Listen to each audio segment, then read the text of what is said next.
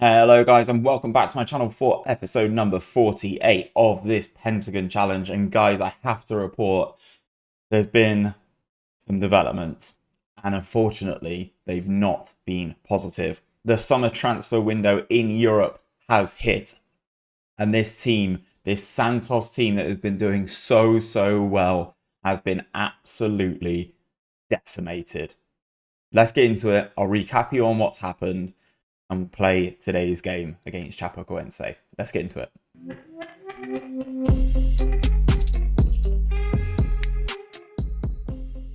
So then guys, let's talk about this. We have been absolutely decimated once this European summer transfer window happened. Obviously that happens mid-season for us and we've lost 7 starters. When Europe comes calling, it's very difficult to say no. So we have been 100% decimated.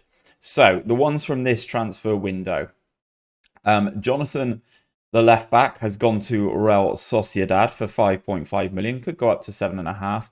Where are we currently? Currently at 6 million for that. Santiago Simon.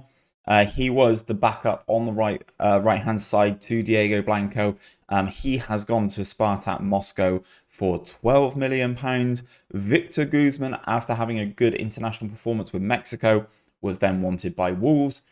He has now gone 8.5 million for him, which could rise up to 10 million. I've just noticed that my webcam is very much in the way here, so let me just move myself over to here for a second. Yeah, so Victor Guzman has gone for 8.5 million, could go up to 10, probably will go up to 10. He's a very good player. We also then lost Kadu, the right back, to Rangers for 3.2 million, which is cheap. Ivoni then left to go to Atalanta. 7 million could rise to 8. Then the big ones, guys. Sydney has left. He has gone to Arsenal. It's the second time in this save that my wonder kid has been purchased by Arsenal. So he's gone for 22.5 million. We did go for a loan back option, but he is in their first team. He is playing Premier League minutes. So unfortunately, no shot with him. Cue Santos, we lost him to Burnley. Burnley hit his minimum fee release clause for international teams, and he is now gone, unfortunately. And probably the worst one for me, Ivan, the goalkeeper, has now gone to Spurs. 5.75 million with a rise up to 8. And I understand what you guys are saying. We've only made 100 million and we've sold our entire first team. And don't get me wrong, I completely understand where you're coming from. I do. However, we have the issue of the fact that when Europe comes knocking, they all wanted to leave. Despite at the time us being at the top of the Brazilian top flight, we were advancing in the Copa Sudamericana. They all still wanted to leave. So I have a feeling, guys, this is going to be a massive rebuild job when it comes to the summer. Let me just flick my camera back into the bottom right. Excuse me, guys, looking at my other monitor. We have had some business in. Obviously, you guys would have seen Wendell and the return of Koa from Arsenal on loan. We've also signed Danilo here from whom? Atletico Mineiro.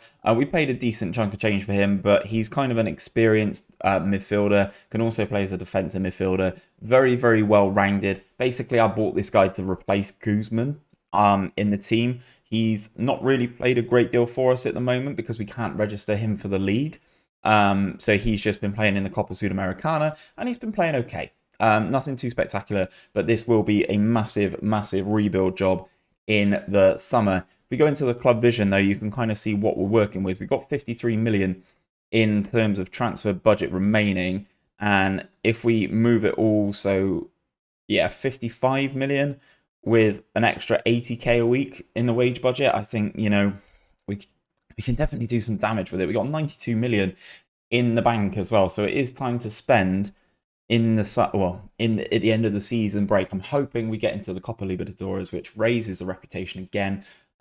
We are still fighting on a lot of fronts, but yeah, that's the sort of transfer update, guys. Basically, we've been absolutely ravaged, and that kind of has happened in terms of results as well. So last time you were with me, was for the 1-0 loss to Flamengo in the Serie A. We were still top at that point. Since then, though, Atletico Mineirao, we beat them 1-0 thanks to a goal from Nico Lopez. We beat Sao Paulo in the Copa Sudamericana quarterfinals, which was nice. Quay Santos scoring a lot of goals in there. He's no longer with us. Pain. We then lost to Gremio. That was just a disappointing one, to be honest. Then lost to Vasco in the league. Then we put together a nice September where we didn't actually concede a goal. Wins against Bahia, Goiás, Botafogo, and Deportivo Cali in the Copa Sudamericana. I was debating bringing you guys back for the semi-final second leg, but after we won the first leg 5-0, I didn't really see the point. And we played CRB, we drew 0-0, and then we played Deportivo Cali. We did fully rotate the team for that game, obviously, so that we can keep prioritizing league matches. So in terms of the Copa Sudamericana, we are in the final, and we are taking on another team from Brazil. It is a neutral venue, which is nice to see. That happens a little while down the line. Atletico Mineirao, a team that we have recently beaten in the league, beat them 1-0 away from home, and beat them 4-1 at home. So fingers crossed we can actually continue and, lift another piece of silverware. That would be very, very much appreciated. Obviously, boosting the reputation. Obviously, winning more silverware is always fantastic and will help me with the rebuild job as we move forward to try and secure the Copa de Libertadores next season. In terms of the league, though, guys, we are currently in third position. Not the worst, not the best. We are currently 1 point behind top spot. Internacional, who have played a game more than us. However, ourselves and Palmeiras seem very, very evenly matched moving forward. So fingers crossed we can kind of overturn them. I've not really looked at the fixtures. We do play Palmeiras as the third game before the end of the season. So I think, to be honest, that one could well sum up our season. It's going to be interesting. We've had a lot of changes. We've gone from a team that I would expect to challenge for the title to a team that I just need to qualify for the Copa Libertadores, to be perfectly honest. So if we go into the tactics.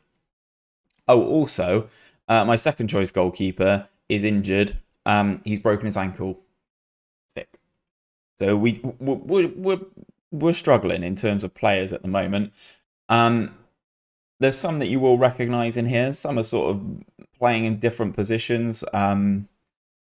It's just a mess, guys. We're going to click the continue button and we will get into it properly once this game is ready to start against Chapecoense. But yeah, it's been a very interesting period. Oh, and then Blanco goes on international duty as well.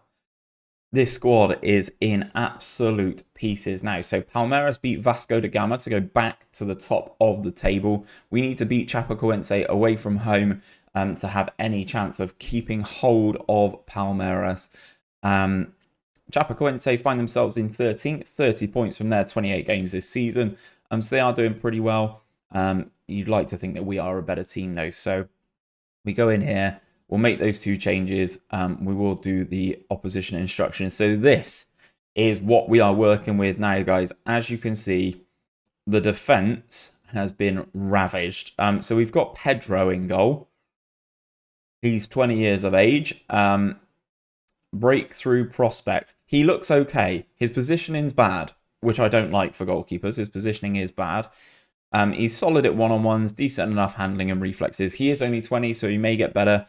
He is listed as a promising goalkeeper, so we can hope that he does develop into a little bit of a prospect. However, I will say goalkeeper is probably one that we will look to strengthen in the summer. We've also got Luis Carlos here. Coming in to replace Cadu. He's bad. He's bad, but he's having to play right back. We've got Abner playing centre back. He's okay. Coming in at a 2.5 star central defender. He's okay. Nothing spectacular. He is consistent, which I do like. At 19 years of age, playing alongside Velimoso. The main reason is because Evandro, who we have on loan, is slightly injured and just genuinely exhausted from playing a large portion of games. Wendell, we introduced you guys to last time out. Kevin Malthus alongside Mateus Jesus in the central midfield. They are both good players. However, I would have rather have kept Guzman for the Mezzala role. Nico Lopez is now playing over on the right-hand side. mainly because of Blanco. Actually, let's play Blanco. Let's play Blanco on the right-hand side. We'll play Blanco on the right-hand side. In the advanced playmaker role, we have Andre. He is replacing Sydney in that role. What does that mean? Good vision? Yeah, he's creative. I'll give him that. He is creative. But he's played 19 times for us this season, only got the 1 goal and 3 assists. So I'm not holding my breath there. Obviously, we've got Koa on loan from Arsenal in the left inside forward spot. And then we do have Lucas Gomez, who is on loan from Porto up top as the main threat. He does still look very good. I'm hoping he continues to develop. But I don't see us buying him in the long term because I think it will cost too much money and we have to strengthen basically the entire back line. So we will submit this team. These games are a lot more sort of about hoping now for me. Hoping that the forward line can get the job done. We are favourites. Oh, Koa looks inspired and motivated. Ooh. Let's hope he has a big game against Chapecoense. Interestingly enough, one of the teams that I did mention in my 5 teams to manage video right at the start of the game cycle, I thought they'd be a very interesting bet. In this save, they've been up and down in the leagues as well. So I thought they'd be a very interesting club to basically rebuild after the tragic incident that happened where they lost a large portion of their squad. Good, interesting opportunity for Bruno there. The flag was raised. The goalkeeper came out and actually did okay there.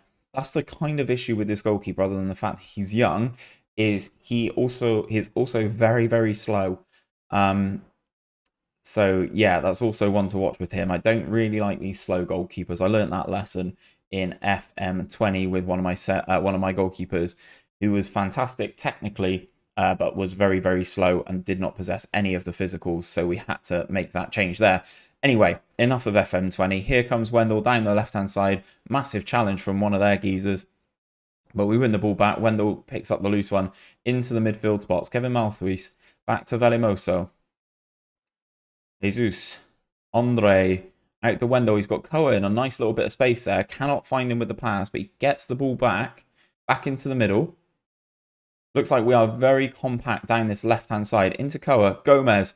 Oh, Lucas Gomez. Unbelievable strike from him. Runs over to the Santos fans to celebrate. And a fine all-round goal. It's a nice little move there. We've continued to press down this left-hand side. Working the ball nicely. Up the line to Koa. Into Gomez, hits it first time from outside the penalty area, and what a strike that is to give us the 1 goal lead. Puts us back into second in the table, keeping the pressure on Palmeiras, despite them having a much, much better side than we've got now. When we were still playing games last episode, I would have still said we had a better team.